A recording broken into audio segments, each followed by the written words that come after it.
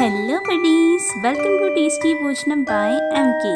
ఈరోజు మనం చేసుకోబోయే టేస్టీ రెసిపీ వచ్చేసి మామిడికాయ తురుము పచ్చడి అండి.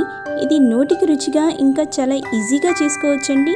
మీరు తప్పకుండా ఈ ప్రాసెస్లో ట్రై చేసి చూడండి. పదండి స్టార్ట్ చేస్తాము. ముందుగా 3 మీడియం సైజ్ మామిడికాయలను తీసుకొని ఈ విధంగా తురుముకోవాలండి. తురుముకున్న తర్వాత మెజర్మెంట్స్ ఎలా తీసుకోవాలో చూపిస్తానండి. నేను ఇక్కడ చిన్న కప్ని తీసుకుంటున్నానండి. మీరు కావాలంటే ప్లేట్ అయినా తీసుకోవచ్చు. ఇలా 3 కప్పుల తురిమి పెట్టుకున్న మామిడికాయని ఒక బౌల్లోకి యాడ్ చేసుకోండి.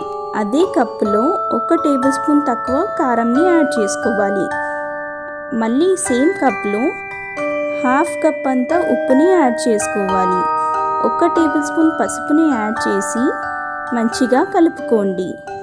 ఈ పచ్చడి చేసుకునేటప్పుడు వాటర్ అనేది కొద్దిగా కూడా అంటుకోవద్దండి. అలా చేసుకుంటే నెల రోజుల పాటు నిల్వ ఉంటుందండి. లేకపోతే తక్కువ రోజుల్లోనే ఈ పచ్చడి అనేది పాడవుతుంది. ఇప్పుడు వెల్లుల్లిని తీసుకొని ఈ విధంగా దంచుకోవాలండి. దంచుకున్న తర్వాత కడాయిని లో ఫ్లేమ్లో పెట్టుకొని 2 టేబుల్ స్పూన్ల ఆవాలు ఇంకా 1 టేబుల్ స్పూన్ మెంతులని యాడ్ చేసి ఒక 3 నిమిషాల పాటు వేయించుకోవాలండి. వేయించుకున్న తర్వాత 1 టేబుల్ స్పూన్ జీలకర్రని యాడ్ చేసి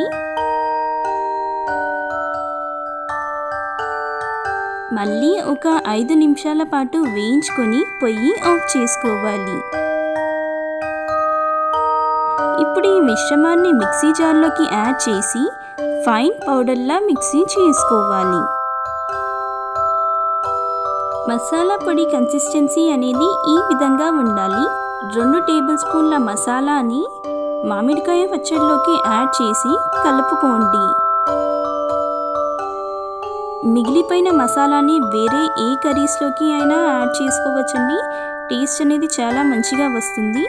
ఇప్పుడు పోపుని పెట్టుకుందాము. కడాయిని హై ఫ్లేమ్లో పెట్టుకొని 1 పావు నూనెని యాడ్ చేయండి. 5 ఎండుమిరపకాయలు యాడ్ చేసి వేయించుకోవాలి. ఆవాలు 1 టేబుల్ స్పూన్ ఇంకా జీలకర్ర 1 టేబుల్ స్పూన్ యాడ్ చేసి వేయించుకోండి.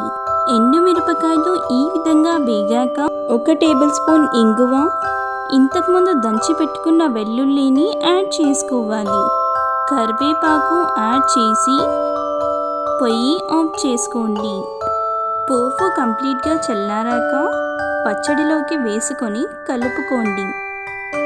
వేడి వేడి అన్నంలో నెయ్యి ఇంకా ఈ మామిడికాయ తురుము పచ్చడి వేసుకొని తింటే చాలా అంటే చాలా టేస్టీగా ఉంటుంది. అంతే, చూసారు కదా, చాలా ఈజీగా ఇంకా టేస్టీగా మామిడికాయ తురుము పచ్చడి అనేది రెడీ అయిపోయింది.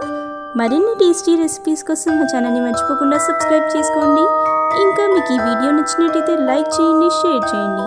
మీ అభిప్రాయాన్ని కామెంట్ రూపంలో తెలియజేయండి. Thank you.